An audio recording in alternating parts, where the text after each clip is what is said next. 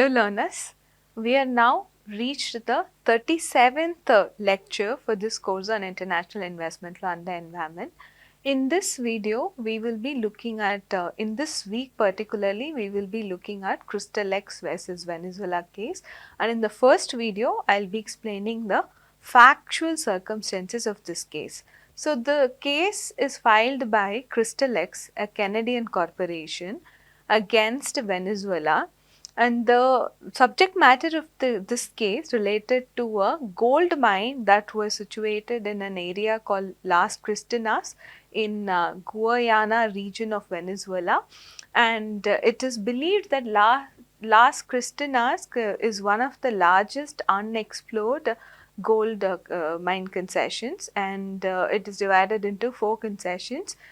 And there was this governmental agency, CVG, that was responsible for stimulating economic activity in Guayana region.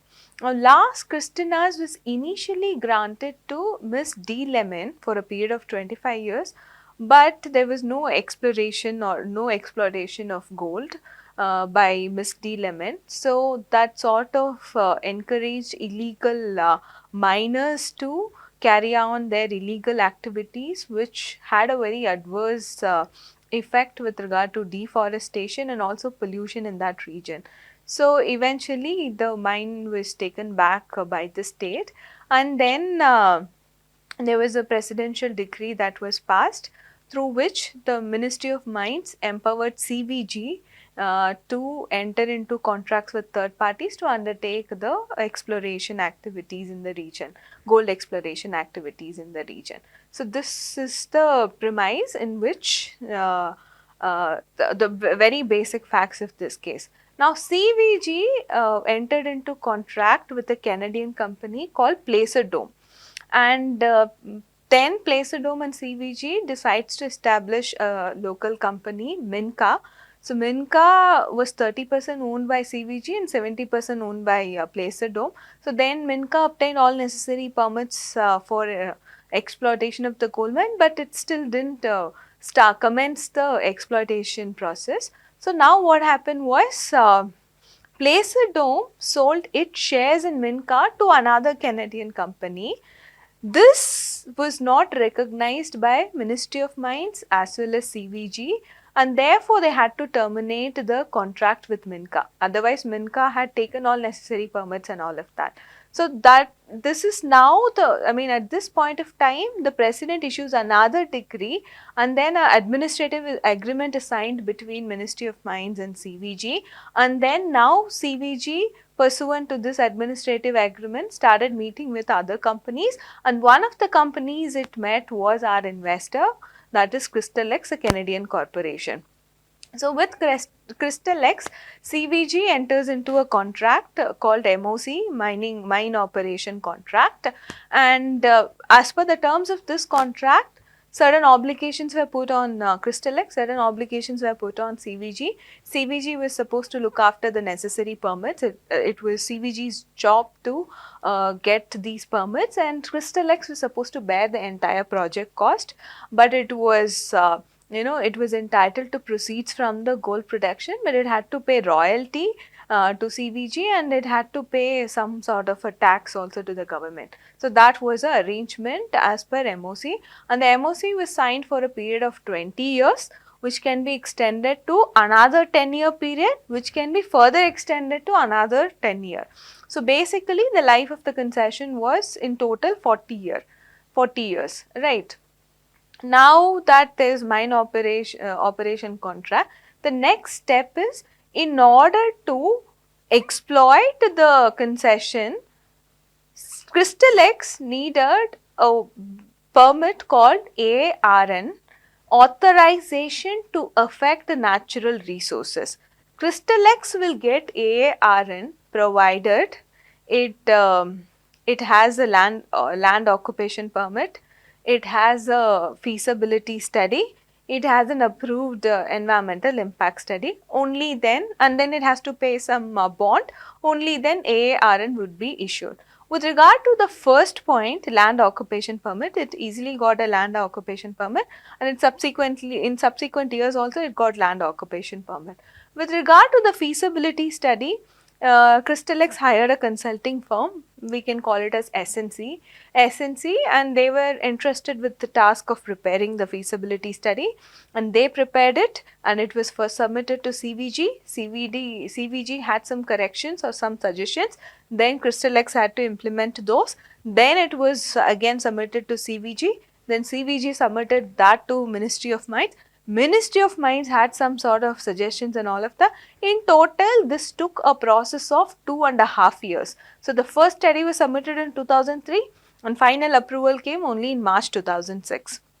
So, this was with regard to feasibility study.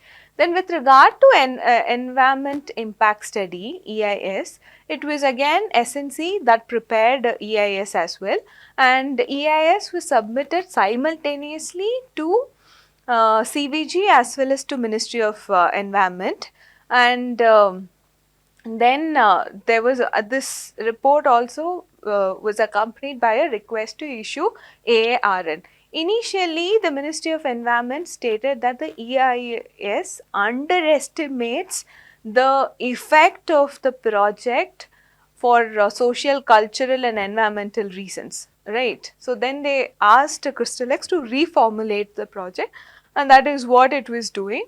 Then meanwhile, in 2005, what happens was there was a change in minister, and the new minister said that the project will proceed as per the existing terms. So, that was the situation with regard to EIS. Then later on, Crystalex, there was some sort of exchange of documents, and then some suggestions received, Crystalex implemented that. So, that back and forth was going on. But on 16th May 2007, please note that this is a very important event in this case.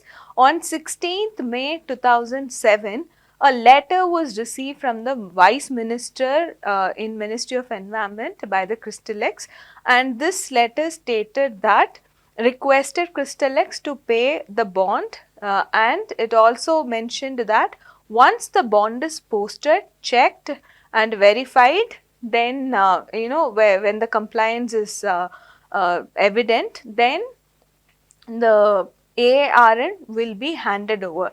The exact phrase that was used in the letter was AARN will be handed over, right. So, Crystalex sort of thought that this letter meant that anyway they got the approval. That is what Crystalex was under the impression, and then they thought they are going to get AARN, and this is something, a fact that they've announced to the market as well. At this juncture, exactly almost a year later, in 2008, April 2008, the CVG receives a letter saying that the permit is denied, and the reasons for denying the permit was mentioned as environmental reasons, and then the permit denial letter stated that this project would have immense negative effect on the river, soil, flora, fauna, biodiversity, and then the effect on the Imataka forest region will be so severe and it will be unreversible. And also the permit denial letter also had a mention of global warming as well. He said that there is a this project will contribute to the worldwide problem of global warming, and that the Venezuela will not escape from global warming. So, that was also mentioned in the permit denial letter. So, this is the situation. After the permit denial letter, now Crystalex submitted an appeal or a reconsideration of this particular decision not to grant the permit.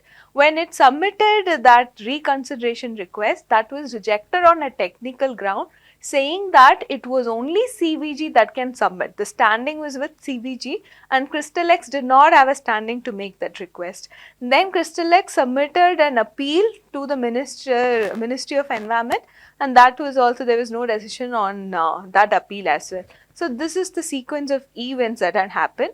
Post the denial of ARN, what did Crystalex do? Crystalex submitted a proposal which was basically about sustainable development, how to sustainably develop the gold mine site. So, that proposal was sent by Crystalex.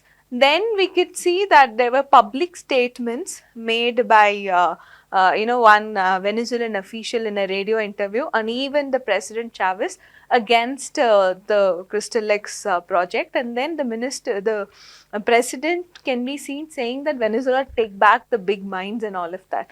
So then Crystal X submitted a notice of dispute. After submitting notice of dispute, there were again a series of statements made with regard to President Chavez made a statement that Venezuela has taken back the Las Cristinas mine. So when after President made this statement, Crystal X again approached CVG and asked for what happened to our MOC. Then CVG replied that MOC is still in force, the mine operation contract is still in force, and that it is in the process of getting the necessary permits. If you remember, in the beginning of the video I said that the obligation on the part of the CVG as per MOC was to secure necessary permits. So CVG sent a reply that it is still in force because MOC was in force for 20 years, right? So it is still in force and that it was in the process of securing the necessary permits. So this is the case. And here, after receiving this reply from CVG, we can see many more public statements were made by many officials of Venezuela targeting the Cristales project, Las Cristinas project. So now what happened was CVG sends a notice, termination notice to Crystal X saying that the MOC is terminated for practical reasons, and also invoked clause 24 of MOC, which talks about if for 1 year the mining, the exploitation does not take place in the concession, then the project will revert back. So they technically Crystal X didn't have any permit to undertake the exploitation, right? But still the CVG used that clause to terminate MOC, and now Crystal X filed an claim, exit claim in 2011. So this is actually an exit case. And so initially the problem at the jurisdictional stage was, what are the things that the exit tribunal could hear, the arbitral tribunal could hear. Venezuela stated that notice of dispute only referred to permit denial letter, and therefore only that can be heard. That was the first claim Venezuela said, but the tribunal rejected that contention, saying that if that is the case, then there is no logic to it, because post the notice of dispute there could be many conduct that the state has undertaken, then those events will trigger fresh notice and then fresh amicable settlement requirements and all of that. So tribunal rejected Venezuela's contention. Venezuela also had one more contention, saying that this is entirely contractual in nature. That also said that just because it's contractual in nature, that does not per se act as a bar for exit waiver. It's not per se an exit waiver. So that was also clarified by this. So basically the tribunal accepted the jurisdiction and then said that it could hear Crystal X claims. And Crystal X main contention in this case was Venezuela's actions amounted to a violation of fair and equitable treatment and full protection and security, as well as expropriation. So in the next video, we will hear the arguments of Crystal X with regard to how it considers Venezuela has violated FET clause. Then we will look at the decision of the arbitral tribunal with regard to the question of if FET clause is violated or not. In the subsequent videos, we will look at other claims with regard to full protection and security and expropriation. Thank you.